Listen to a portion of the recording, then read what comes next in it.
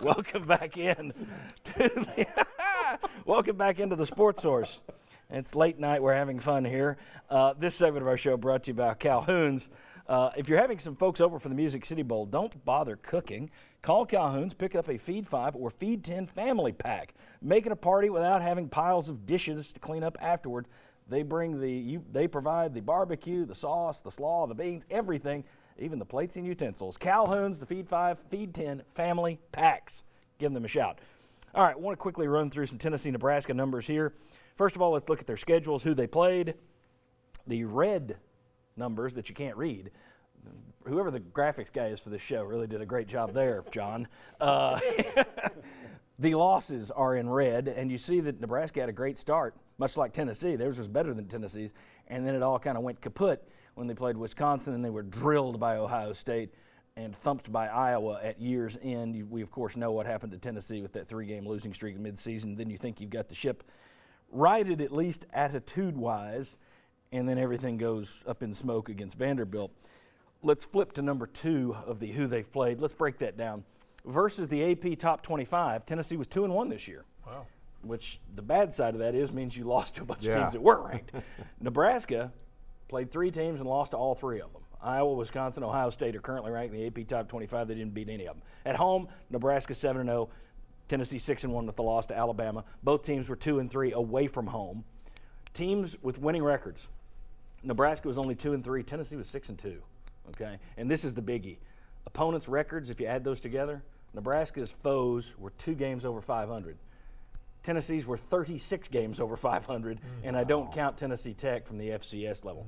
To me, that's very interesting. Let's look at these next stats, how they stack up very quickly. The top 3 are your offensive stats: scoring offense, rushing offense, passing offense.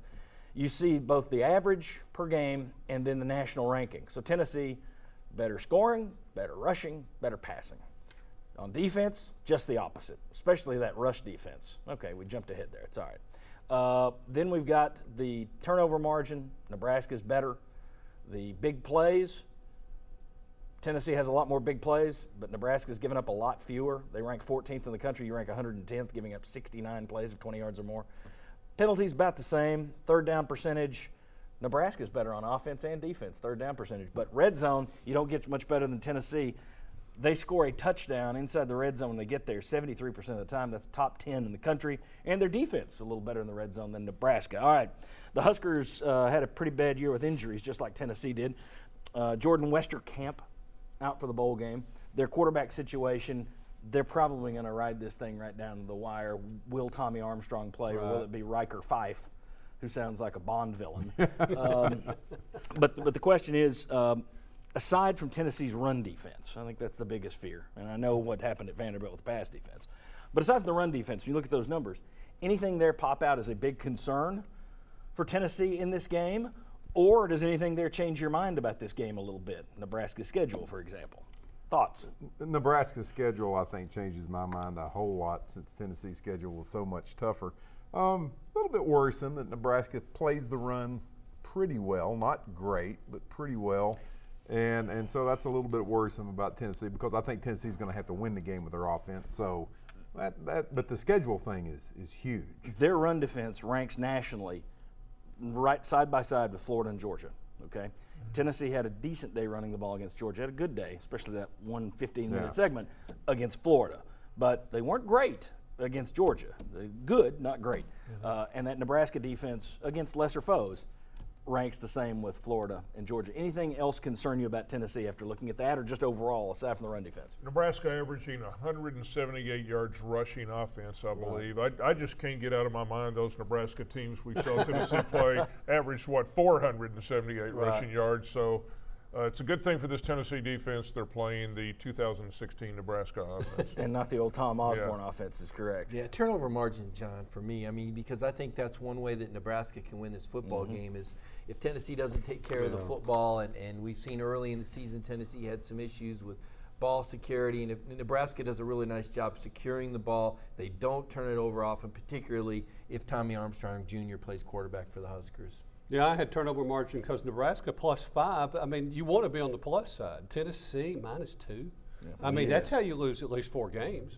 You go a season minus in turnover margin, you're probably fortunate to be 8-4. And then you go back to the first part of the season when you had everybody fumbling left and right and you were falling on them. Those first 2 or 3 games, it could have been a lot worse, yeah. than -2. Now, it hasn't been as bad down the stretch, but it wasn't cleaned up completely.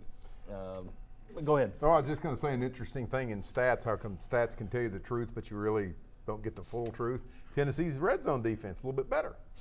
That's a plus. No, they're yes, I'm sorry. Tennessee- Yeah.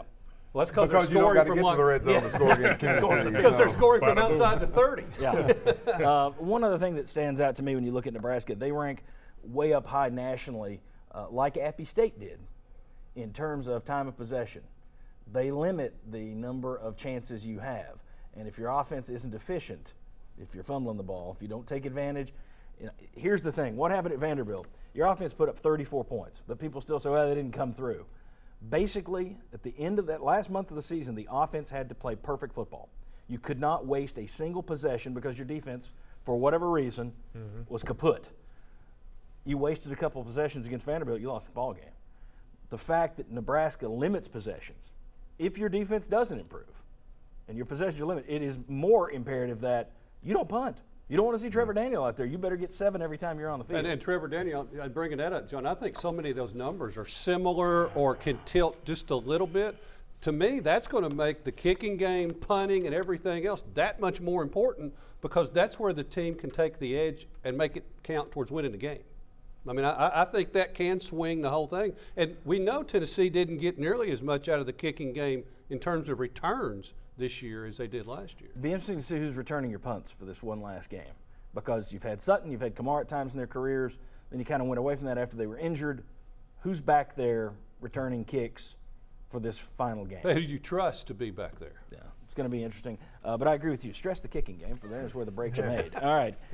When we come back, what the heck are we doing next? It's so late at night. Oh, what would our game plan be? All right, if we put on the Mike DeBoard hat and the Bob Shoop hat and we figure out what we would do going into this game against Nebraska. We're still going to talk about all the SEC bowl games. We're going to talk about the seniors and juniors who will be leaving Tennessee. Will they be remembered as underachievers or program builders? Lots to come up. Come on back on the Sports Source.